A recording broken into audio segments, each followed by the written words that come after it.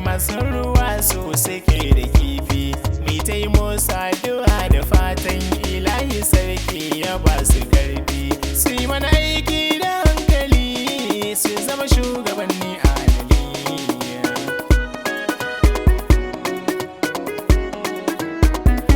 Idan hakan ya faru tabbas za mu ci ribar zama a duniya.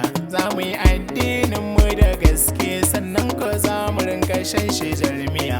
Hankali idan ya kwanta ya fi samun zama na lafiya.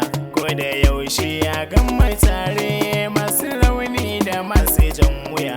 Yanzu zamani ya sauyawa in uwa sai mu gyarawa.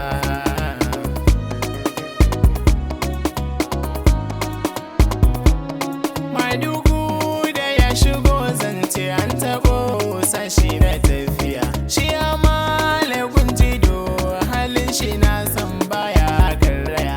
Can na gano dan mazari yana ta tako yana ta rausaya. Rufin asirin jiki a sanyo kubuta sannan a sanya takiya. Da shi tubalin hakori na da kyau duk mu boye sirri.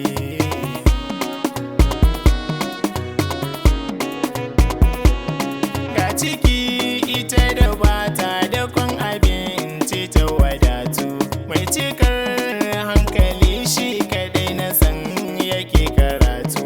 Mai taɓin hankali kwatan za ka gan shi bola yana sambatu. Duniya tana da sauyi wasu cikinta za su ladabtu. Tunda komai lokaci ne kaddara ta bata wuce ne.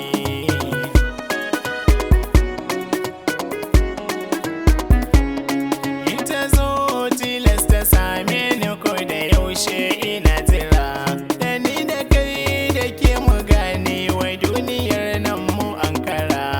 Tunda mun san shi lokaci a ko da yaushe baya jira. Mun shirya sammako mu tashi firgi